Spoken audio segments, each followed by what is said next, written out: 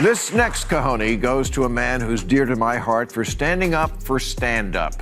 When dozens of Netflix employees walked out over Dave Chappelle's reckless decision to perform comedy on his comedy special, CEO Ted Sarandos could have pulled the special. He reminded his Netflix employees that comedy exists to push boundaries and told them if you'd find it hard to support our content breadth, Netflix may not be the best place for you.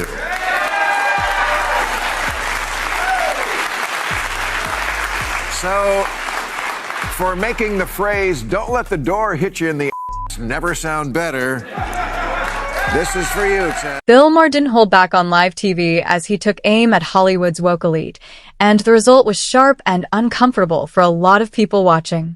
This is someone who's been part of that system for years, now calling out what he sees as hypocrisy, performative morality, and carefully staged virtue signaling. There was no soft landing, no PR-friendly wording, just a direct, no-nonsense critique that cut through the usual talking points. There's no getting around the fact that what was on the mind of the liberals that night in Brentwood, or wherever we may have been, was that the most powerful witch hunters now were coming from Twitter, the Ivy League, and the progressive left. J.K. Rowling used to be a villain to the right because she wrote books about witchcraft. Now she's a villain to the left because she has the crazy belief that there's more to being a woman than pronouns and lipstick. Maher opened the night by calling out a pattern he sees playing out over and over again. He described how the so-called woke left builds people up, puts them on pedestals, and celebrates them with almost religious enthusiasm until the moment those same figures step even slightly outside the approved narrative. Then, in an instant, the praise turns into condemnation, and the same crowd that once elevated them moves to tear them down. He pointed to examples like J.K. Rowling, Elon Musk, Glenn Greenwald, and even himself, people who were once embraced as icons within liberal circles, only to be cast out after saying something that didn't fit the script. The message was blunt. In this environment, approval isn't about who you are, it's about how closely you stay aligned. One misstep, and the pedestal isn't just removed, it's smashed. That was the point of the evening. How do we take a stand against cancel culture? And I suggested, since we were mostly all in show business, that we start an award show to honor the brave people who have fought back. Well,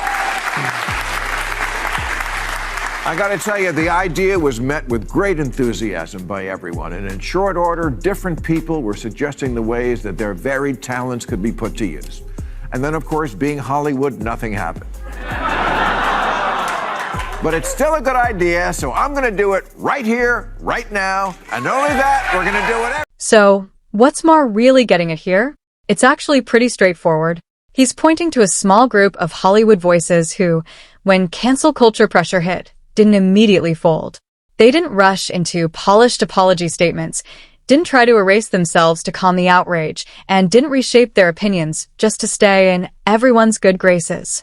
Instead, they stood their ground, took the backlash, and kept speaking anyway. Did I end Maher's framing? That matters because it highlights how rare that kind of pushback has become inside an industry that often rewards conformity over conviction. Whether you agree with every example or not, his broader point is about resistance. People who chose not to trade their independence for approval, even when staying quiet or compliant would have been the safer move. First award goes to the president of my alma mater, Cornell University, Martha Pollack. This month, students there demanded trigger warnings before all the lectures in case any of the adult subjects you specifically went to college to learn about came up. And Martha said, yeah, no, we're not doing that. She didn't cave in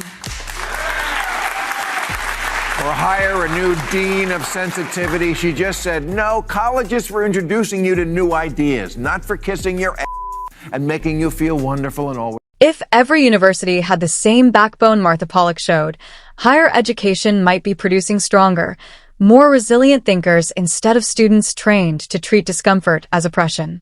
Over the years, especially leading up to the Trump era, critics argue that parts of academia shifted toward a more rigid ideological environment where open debate became harder, disagreement was sometimes treated as a threat, and political sensitivity began to outweigh intellectual challenge.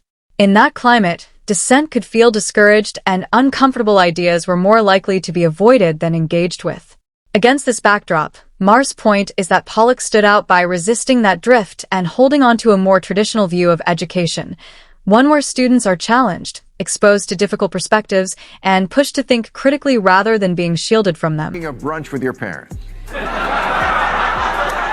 I'm just amazed at how this generation can simultaneously be too sensitive for anything distasteful and somehow also so into eating. So, Cornell, I present you with these balls. I sure could have used them when I was... When you zoom out, the contradictions some people point to in today's younger generation can look striking. On one hand, there's a strong culture of being bold, expressive, and unapologetically open about identity, opinions, and lifestyle choices, framed as freedom and self-expression without limits. On the other hand, critics argue there is also a heightened sensitivity to certain jokes, words, or viewpoints, where even small comments can trigger strong reactions or backlash. This tension creates a sense of inconsistency for some observers who see a culture that celebrates being edgy and unfiltered, yet can also react strongly when something crosses an emotional or ideological line. Supporters would argue this is less hypocrisy and more about setting boundaries and rejecting harmful language, while critics view it as a clash between promoting openness and not always extending that same openness to opposing views. Next award goes to the place where many Cornell grads will be working next year, Trader Joe's.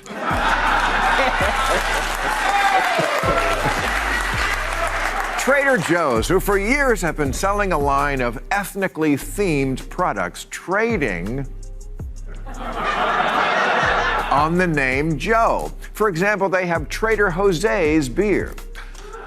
So, of course, one teenager on Twitter heard the word Jose and said it was racist, and then there was a petition. The Trader Joe's story stands out because many expected it to follow the usual pattern we've seen in similar situations.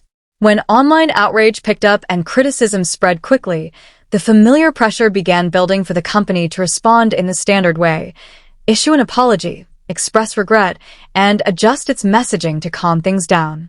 In many cases, brands tend to react cautiously under that kind of attention, often releasing carefully worded statements and shifting their branding to avoid further backlash. But in this case, the point being made is that Trader Joe's didn't fully engage with that script.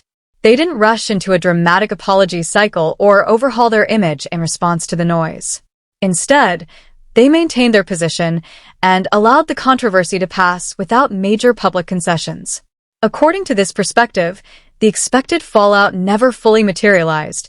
There was no major collapse in support or noticeable hit to their business, making it an example some people use when discussing how companies respond to online outrage. Had a life and a sense of humor and released this statement: "We disagree that any of these labels are racist, and we do not make decisions based on petitions." You see how easy it is? So to the home of the 19-cent banana, here, have some nuts. Trader Joe's is being framed here as an example of a company that didn't overreact to online backlash and instead held its ground. The argument being made is that a lot of corporate responses to internet outrage are driven more by fear of public perception than by any real-world impact, leading companies to quickly issue apologies or change messaging even when the criticism comes from a relatively small but very vocal group. From this perspective, Trader Joe's is seen as having resisted that pressure and demonstrated that online outrage doesn't always translate into broader consumer consequences. The broader point being suggested is that what looks like overwhelming public consensus on social media can sometimes be a concentrated wave of highly active voices rather than a true reflection of the majority. In that framing, the power of such movements depends heavily on how seriously institutions choose to treat them, and when they don't escalate their response, the pressure can fade quickly. This next cojones goes to a man who's dear to my heart for standing up for stand-up. When dozens of Netflix employees walked out over Dave Chappelle's reckless decision to perform comedy on his comedy special,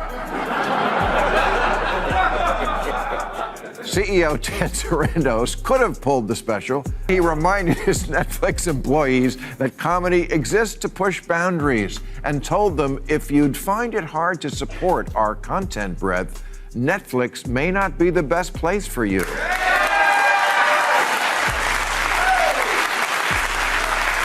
So, for making the phrase, "Don't let the door hit you in the never sound better," this is for you. The point being made here is that even comedy, a space traditionally built on pushing boundaries, exaggeration, and making people uncomfortable, hasn't been immune to modern culture war backlash. Several high-profile comedians and media figures have faced intense criticism or professional consequences after making jokes or comments that some audiences found offensive or inappropriate.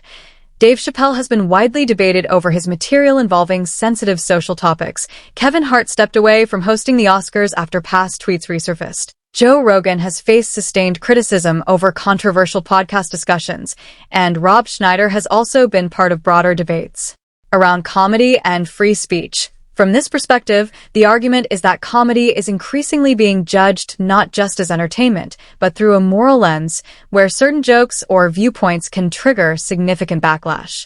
Critics of this trend see it as a restriction on creative freedom, while supporters argue it reflects higher accountability and changing social standards about what is acceptable to say publicly. Movie lovers get together these days. One phrase that comes up a lot and always makes me sad is, "Yeah, you couldn't make that one today." Top of that list is the great Tropic Thunder, which the scolds have been after for years. But in February, Ben Stiller tweeted, "I make no apologies for Tropic Thunder. It's always been a controversial movie since when we opened, proud of it and the work everyone did on it." See, people, it's not that hard. He said it, and he still got a commercial. And the lesson is, if you stand up to the mob for just a day or two, their shallow, impatient, immature, smartphone-driven, gerbil minds will forget about it and go on to the next nothing burger, and you still will have your cojones. Maher's point here is that pushing back against online outrage isn't automatically a career-ending move, despite how it can sometimes feel in the moment. In his view, people often overestimate the lasting power of viral backlash, assuming that a trending hashtag or a wave of criticism will permanently damage their reputation. He argues that in many cases, the intensity of online outrage is short-lived, quickly moving on to the next target once attention shifts elsewhere. From that perspective, he criticizes the tendency some public figures have to immediately apologize or self-censor out of fear. He suggests that this reaction can do more long-term damage than the original controversy itself, because it encourages a cycle where people feel pressured to preemptively silence themselves. His broader message is that standing firm and not overreacting to temporary online pressure is often more sustainable than constantly responding to it. 2016, Eddie Griffin said, "If Trump wins, I'm moving to Africa." Apparently very slowly, because in Trump's 4 years, he only got as far as Van Nuys. George Lopez once said that if Trump won, he won't have to worry about immigration. We'll all go back. George Lopez still here. Applause. Empty words for clout. If you're going to scream about resistance, at least follow through. Otherwise, it's all performance. Maher directs his criticism at what he sees as performative activism among some Hollywood celebrities, particularly those who made loud public statements during Trump's election and early presidency.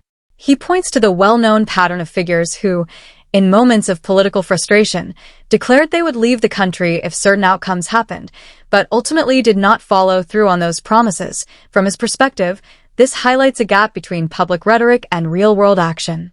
The argument isn't just about politics, but about credibility, suggesting that some of these statements were made more for attention, approval, or emotional expression in the moment rather than as serious commitments. In that framing, Maher is calling out what he sees as inconsistency between the image of defiance being projected and the actual choices people made afterward to continue living and working as before.